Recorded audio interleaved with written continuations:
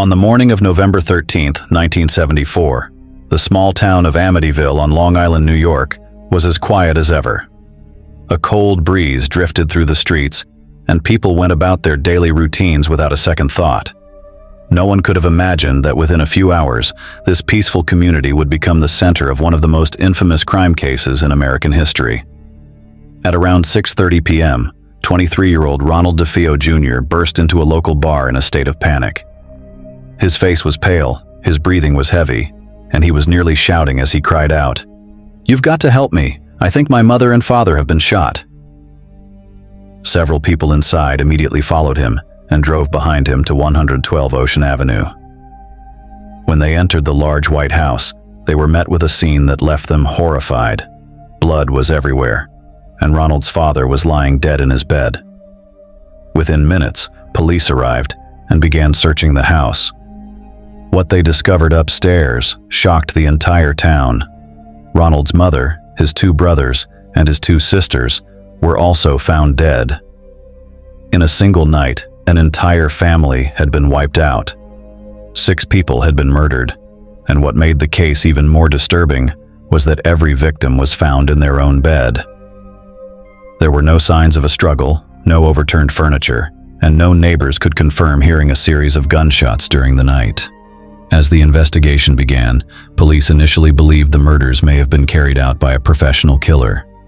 However, Ronald's story kept changing. First, he claimed that a gang was responsible. Later, he suggested that the family had enemies who wanted them dead.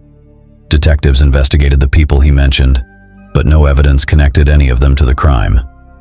Gradually, suspicion began to focus on Ronald himself.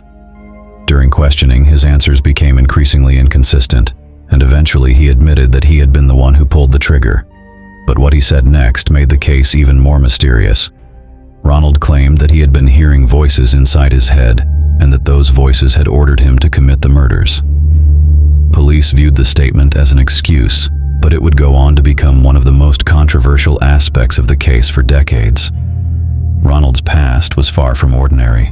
According to neighbors and people who knew him, he was often angry, struggled with drug use, and had displayed violent behavior on multiple occasions. His relationship with his father was reportedly troubled, and many believe that years of resentment and tension finally exploded on that November night. Yet investigators remained troubled by several unanswered questions. If 6 people were shot one after another with a high-powered rifle, why didn't anyone wake up? Why did no one try to run? Why was there no sign of a struggle anywhere in the house? Even today, those questions have never been fully answered. The trial eventually took place, and Ronald DeFeo Jr. was found guilty. For most people, it seemed like the story was over. The killer had been caught, justice had been served, and the case was closed. But in reality, the mystery was only beginning. After the murders, the house sat vacant for quite some time. Local residents began speaking more quietly whenever they passed by it. Some claimed there was something unsettling about the property, while others dismissed such stories as nothing more than rumors. As time passed, the tragedy slowly faded from the headlines. Then, in December 1975, George and Kathy Lutz moved into the house with their 3 children.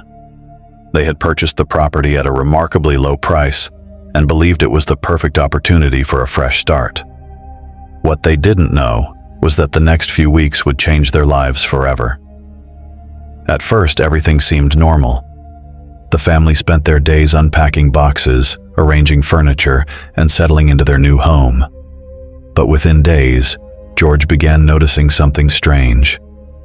No matter how high he turned up the heat, certain areas of the house felt unusually cold.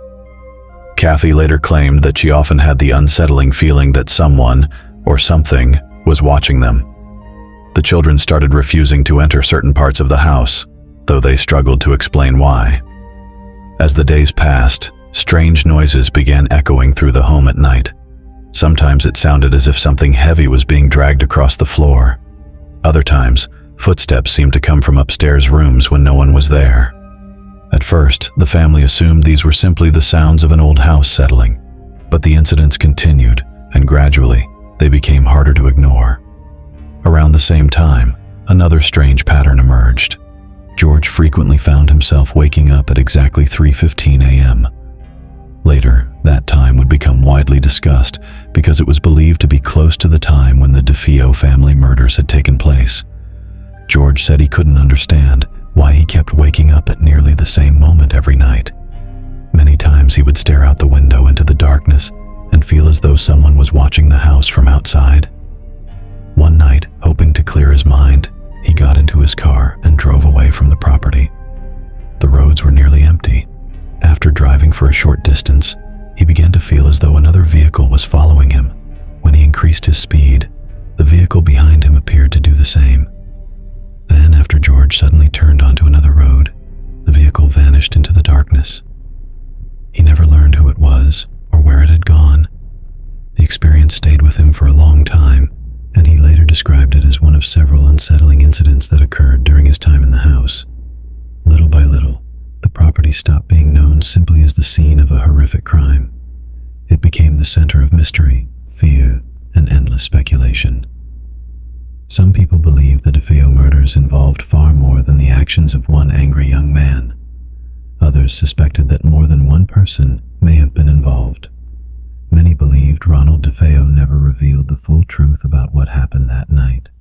At the same time, the experiences reported by the Lutz family began transforming the house into one of the most famous, allegedly haunted homes in the world. But was there really something unusual about the house, or were the stories the result of fear, rumors, and media attention?